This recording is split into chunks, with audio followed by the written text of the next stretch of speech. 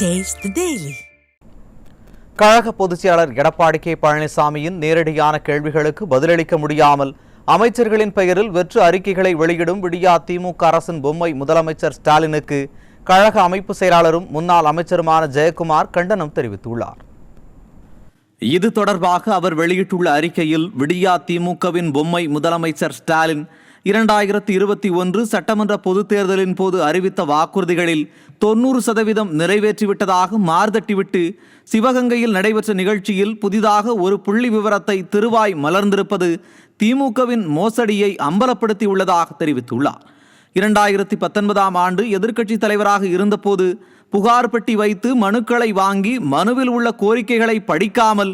எழுதி கொடுத்த நாடக வசனத்தை பேசி ஜோக்கராக காட்சியளித்ததை தமிழக மக்கள் இன்னும் மறக்கவில்லை என்று குறிப்பிட்டுள்ளார். 2009, 2010 மற்றும் 2010 முதல் 2011 ஆகிய 2 ஆண்டுகளில் பற்றாக்குறை பட்ஜெட்டை தாக்கல் செய்துவிட்டு 2011ஆம் ஆண்டு உபரி நிதியை விட்டுச் சென்றதாக கொஞ்சம் கூட கூச்சப்படாமல் ஸ்டாலின் புழுகு மூட்டையை அவிழ்த்து விட்டிருப்பதாக முன்னாள் அமைச்சர் ஜெயக்குமார் சாடியுள்ளார். ஸ்டாலின் சிவகங்கையில் பேசியதற்கு கழக பொதுச் செயலாளர் உரிய ஆதாரங்களுடன் தெளிவான மறுப்பு அறிக்கை வெளியிட்டதற்கு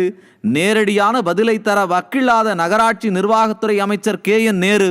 புகார் பெட்டி மூலம் 2,29,000 மனுக்கள் பெறப்பட்டதாகவும் 100 நாட்களில் அம்மனுக்களுக்கு தீர்வு காணப்பட்டதாகவும் மீண்டும் ஒரு பொய் மூட்டையை அவிழ்த்து விட்டுள்ளதாக சாடிய ஜெயக்குமார்,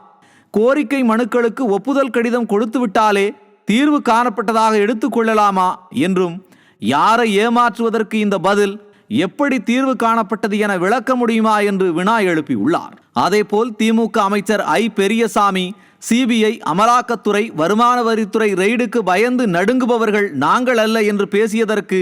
பதிலடி கொடுத்துள்ள முன்னாள் அமைச்சர் ஜெயக்குமார், 2001ஆம் ஆண்டு இரவில் கருணாநிதியை கைது செய்த போது நடு ரோட்டில் உட்கார்ந்து கதறியது எந்தவிதமான தைரியம் என்றும், தந்தை கைது செய்யப்பட்ட போது கைதுக்கு பயந்து பெங்களூரு சென்று தலைமறைவாக பதுங்கிய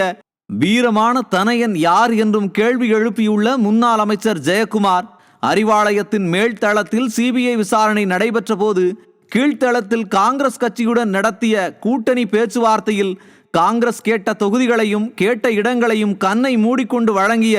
தைரியசாலி தலைவன் யார் என்றும் பதிலடி கொடுத்துள்ளார். தமிழகத்தின் நலனுக்கு எதிரியாக யார் செயல்பட்டாலும் அவர்களை அதிமுக கடுமையாக எதிர்க்கும் என்று தெரிவித்துள்ள முன்னாள் அமைச்சர் ஜெயக்குமார், மத்தியில் ஆட்சி அதிகாரத்திற்கு பாஜகவுடனும் பிறகு காங்கிரசுடனும் திமுக முதுகு வளைந்து சேவை செய்ததை திமுக அரசின் முதலமைச்சரும் அமைச்சர்களும் மறந்துவிடக்கூடாது என்றும் சாடியுள்ளார். மத்தியில் குடும்ப உறுப்பினர்கள் ஆட்சி அதிகாரத்திற்கு வருவதற்கும் தமிழகத்தில் திமுகவின் ஆட்சியை காப்பாற்றிக் கொள்ளவும் பச்சோந்தி அடிக்கடி நிறம் மாறுவது போல் தங்களின் நிலைப்பாட்டையும் அடிக்கடி மாற்றிக்கொள்ளும் கட்சிதான் திமுக என்று கடுமையாக விமர்சித்துள்ள ஜெயக்குமார், அதிமுகவை குறை சொல்வதை விட்டுவிட்டு 39 நாடாளுமன்ற உறுப்பினர்கள் மூலம் தமிழகத்திற்கு தேவையான நிதியை மத்திய அரசிடமிருந்து பெற முயற்சி செய்யுமாறு அறிவுறுத்தியுள்ளார்.